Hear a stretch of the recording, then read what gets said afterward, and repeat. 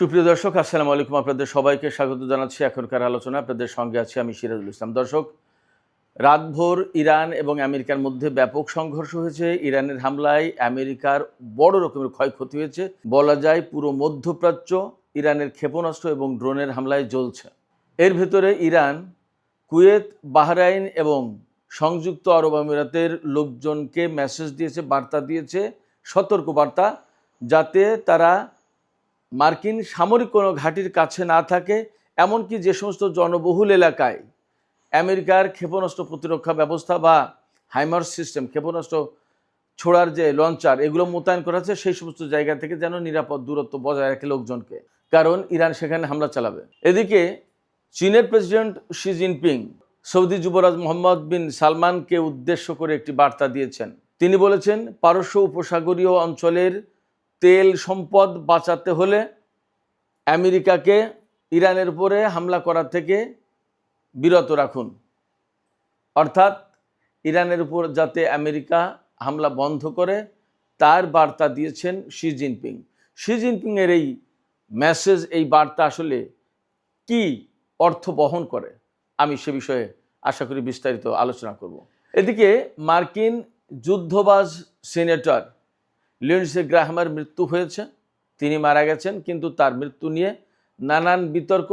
কেন এই বিতর্ক এবং লিন্ডসে গ্রাহাম আসলে কি ছিলেন, কেন তাকে যুদ্ধবাজ বলা হয়, তিনি আসলে কিভাবে আমেরিকার জন্য, তিনি আসলে কিভাবে মার্কিন অস্ত্র কোম্পানিগুলোর জন্য লাভ বয়ে এনেছেন, সে বিষয় নিয়েও আমি আলোচনা করার চেষ্টা করব।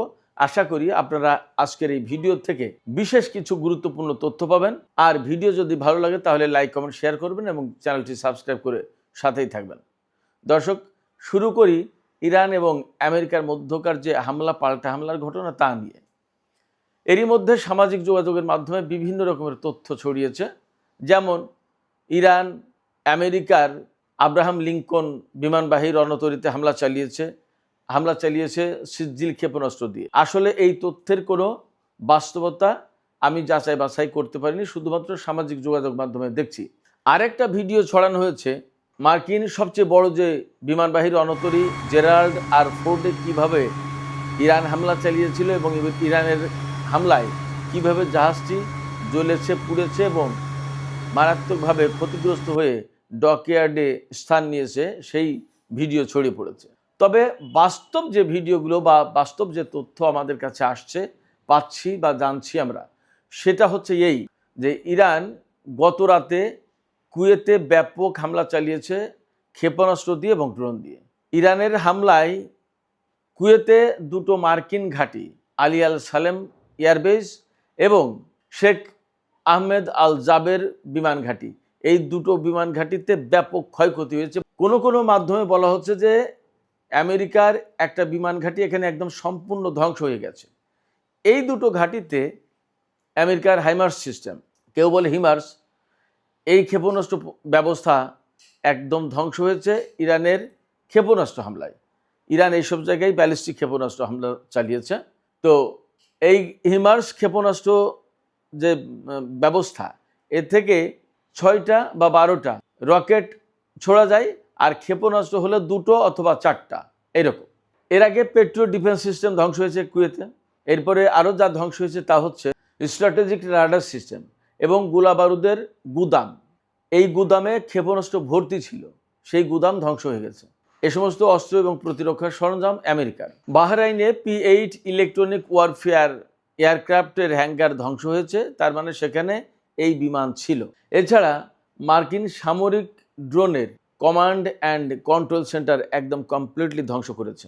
বাহরাইনের নেভাল সাপোর্ট যে বেজ, যেখান থেকে মার্কিন বাহিনীকে সাপোর্ট দেওয়া হয়, এই বেজে হামলা চালিয়েছে এবং সেখানে এত ভয়াবহ হামলা হয়েছে যে সর্বশেষ যে খবর যখন আমি পেলাম, আমি এই ভিডিও যখন করছি তার কিছুক্ষণ আগে, তখনও সেখানে জ্বলছে, ঘাঁটি জ্বলছে। এর ভিতরে নতুনত্ব যোগ হয়েছে, ইরান ওমানে হামলা চালিয়েছে, ওমানের মার্কিন ঘাঁটিতে। সেখানে কি হয়েছে, সেখানে FPS long range air surveillance radar system আছে। এই সিস্টেমের উপরে আঘাত এনেছে ইরান। আর ওমানে আরেকটি মেরিটাইম অর্থাৎ সমুদ্রে নজরদারি চালানোর জন্য রেডার সিস্টেম সেট করা আছে, তাতেও হামলা চালিয়েছে। এরপরে সংযুক্ত আরব আমিরাতের আল জাফরা এয়ারবেজ, সেখানে ব্যাপক হামলা চালিয়েছে ইরান, জ্বলছে।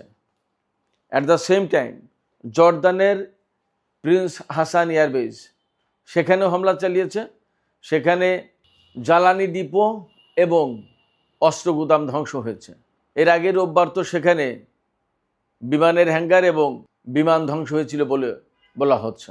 কুয়েতে যে অস্ত্র গুদাম ধ্বংস হয়েছে সেখানে ATACMS এই ক্ষেপণাস্ত্র ছিল এবং টমাহক ক্রুজ ক্ষেপণাস্ত্র ছিল। অনেক বড় ক্ষতি আমেরিকার জন্য এটা। ইরান এই সমস্ত হামলার জন্য যে সমস্ত ক্ষেপণাস্ত্র ব্যবহার করেছে, প্রধানত কদর, ইমাদ, খাইবার শেখান, ফতে 110 এবং জুলফিকার। কেউ কেউ বলছে বা কোনো কোনো মাধ্যমে খবর পাওয়া যাচ্ছে যে ইরান সেজিল ক্ষেপণাস্ত্র ব্যবহার করেছে। এর ভিতরে কোনোটা কিন্তু হাইপারসনিক ক্ষেপণাস্ত্র, আর সবই তো ব্যালিস্টিক ক্ষেপণাস্ত্র। ইরান গত রাতে যেভাবে হামলা চালিয়েছে, ইরানের উপরেও কিন্তু আমেরিকা ব্যাপক হামলা চালিয়েছে। ইরানের খুজেস্তান প্রদেশের একটি শিল্প অঞ্চলে ব্যাপক হামলা চালিয়েছে, বিমান হামলা বা ক্ষেপণাস্ত্র হামলা চালিয়েছে। এরপরে বন্দর আব্বাসে, সিরিক দ্বীপে, কেশম দ্বীপে, কিশ দ্বীপে, অর্থাৎ পারস্য উপসাগরের যে ইরানি উপকূলের যে এলাকা, এই পুরো উপকূল এলাকার জুড়ে প্লাস ভেতরেও ব্যাপক হামলা চালিয়েছে, অনেক বড় হামলা। এর জবাবে ইরান কার্যত ক্ষেপণাস্ত্র বৃষ্টি চালিয়েছে মধ্যপ্রাচ্যে মার্কিন ঘাঁটিগুলো লক্ষ্য করে। শুধু তাই না, ইরান এখানে যে সতর্ক বার্তা দিয়েছে কুয়েত, বাহরাইন এবং সংযুক্ত আরব আমিরাতে লোকজনকে, তাদেরকে বলেছে যে আপনারা সবাই মার্কিন ঘাঁটিগুলো থেকে নিরাপদ দূরত্বে থাকেন, তা নাহলে কিন্তু আপনারা মারা যাবেন, হামলা করবে ইরান। পাশাপাশি বিভিন্ন লোকালয়, এই সমস্ত দেশের বিভিন্ন লোকালয় যেখানে বেসামরিক লোকজন বসবাস করে, সেই জায়গায় হাইমার সিস্টেম, মানে ক্ষেপণাস্ত্র প্রতিরক্ষা ব্যবস্থা বা ক্ষেপণাস্ত্র ছোড়ার জন্য লঞ্চার সিস্টেম, এগুলো সব বসিয়েছে। সেই সব জায়গা তো ইরান ঠিকই খুঁজে খুঁজে বের করে হামলা চালাবে, তাহলে বেসামরিক লোকজনের ক্ষয়ক্ষতি হবে। বেসামরিক লোকজন যাতে হতাহতের শিকার না হয়, ইরান এই জন্য কুয়েত, বাহরাইন এবং সংযুক্ত আরব আমিরাতের লোকজনের প্রতি আহ্বান জানিয়েছে যে আপনারা মার্কিন ঘাঁটি এবং মার্কিন সামরিক অস্ত্র প্রতিরক্ষা ব্যবস্থা এই সমস্ত যেসব জায়গায় আছে, সেই সব জায়গা থেকে আপনারা নিরাপদ দূরত্বে থাকেন। তার মানে এই সমস্ত দেশে ব্যাপকভাবে হামলা চালাবে ইরান, তাতে আপাতত আর কোনো সন্দেহ নেই।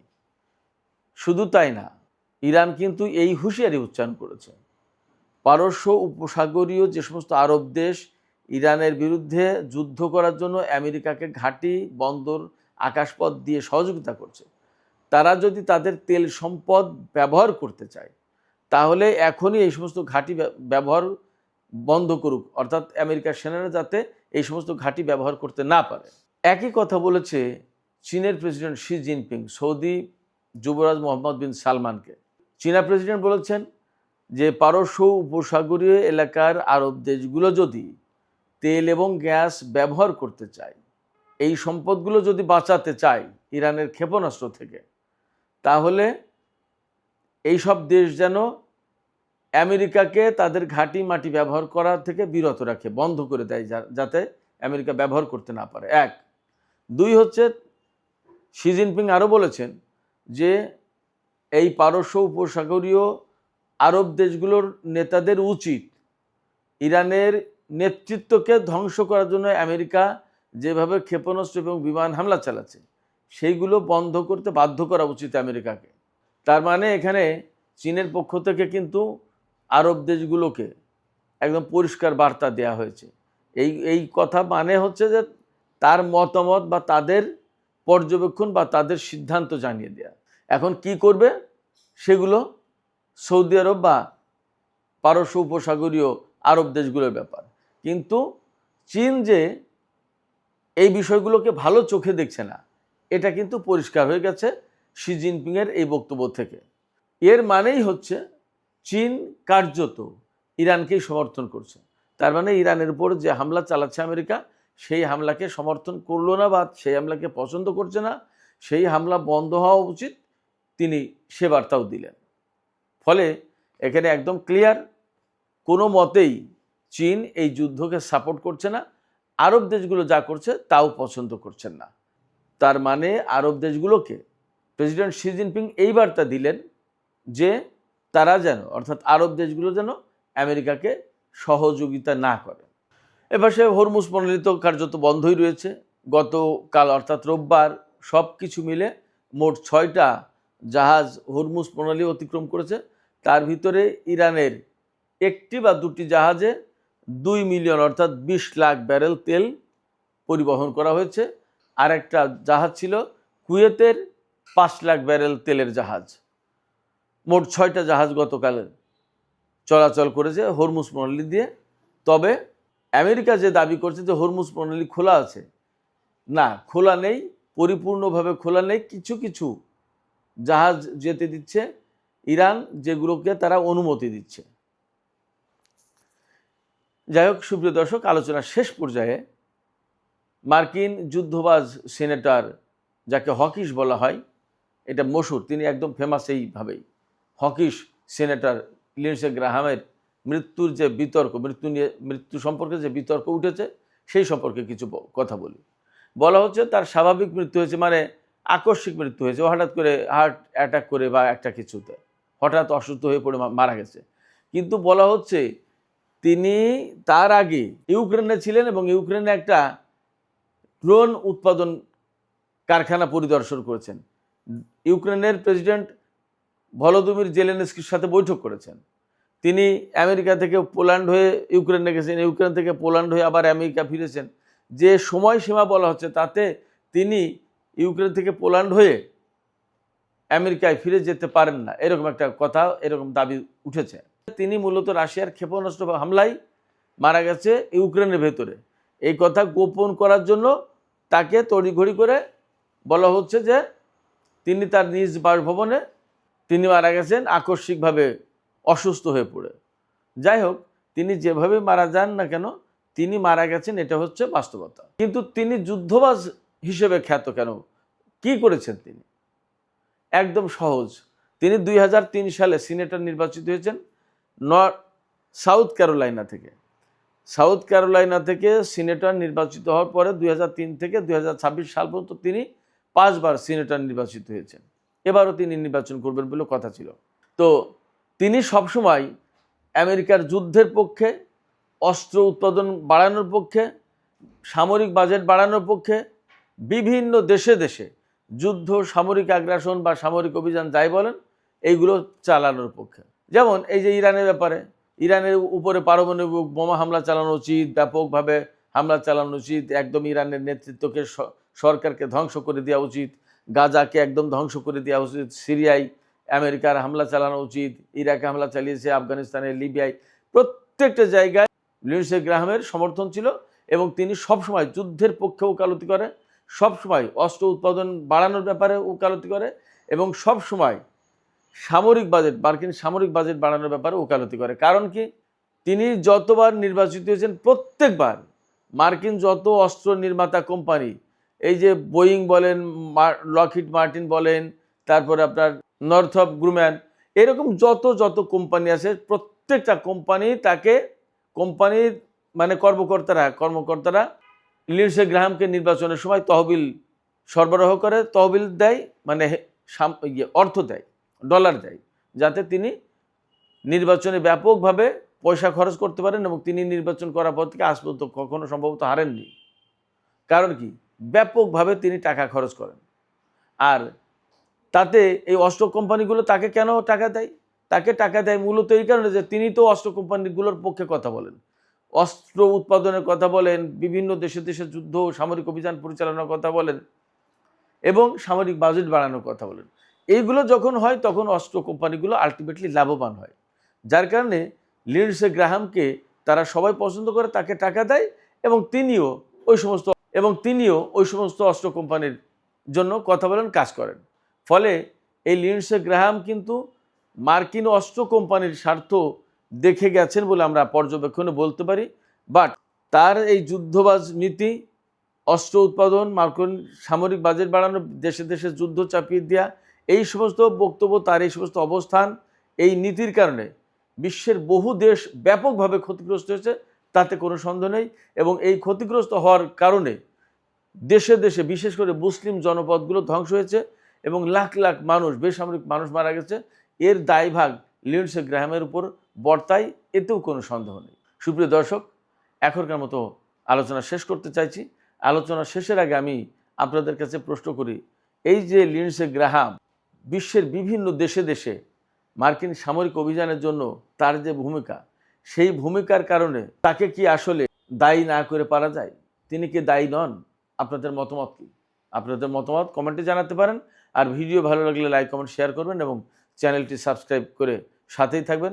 সুপ্রিয় দর্শক, পরিশেষে আরেকটি কথা বলি, আমরা নতুন করে আরেকটি চ্যানেল খুলেছি, ইউটিউব চ্যানেল, যেখানে বাংলাদেশ, ভারত, পাকিস্তান, চীন, মিয়ানমার অর্থাৎ আমাদের দক্ষিণ এবং দক্ষিণ পূর্ব এশিয়ার ভূ রাজনীতি থেকে শুরু করে অর্থনৈতিক, আঞ্চলিক, কৌশলগত নানা বিষয়ে আলোচনা হবে এবং ইনডেপথ আলোচনা হবে। চ্যানেলটির নাম দেওয়া হয়েছে টক উইথ সিরাজ ইনসাইট। আশা করি আপনারা এই চ্যানেলটিও দেখবেন এবং সবাই সাবস্ক্রাইব করে পাশেই থাকবেন। আমি যে কথা বলতে চাই সেই কথা কিন্তু এই চ্যানেলে মূলত মধ্যপ্রাচ্য এবং ওই অঞ্চলের কথাগুলোই বেশি আসে। সেক্ষেত্রে আমাদের অঞ্চল, আমাদের যে দক্ষিণ এশিয়া বা দক্ষিণ পূর্ব এশিয়া বাদ থেকে যাচ্ছে, এই বিষয়েও অনেক বিশ্লেষণ দরকার। সেই জন্য নতুন এই চ্যানেল খোলা, টক উইথ সিরাজ ইনসাইট।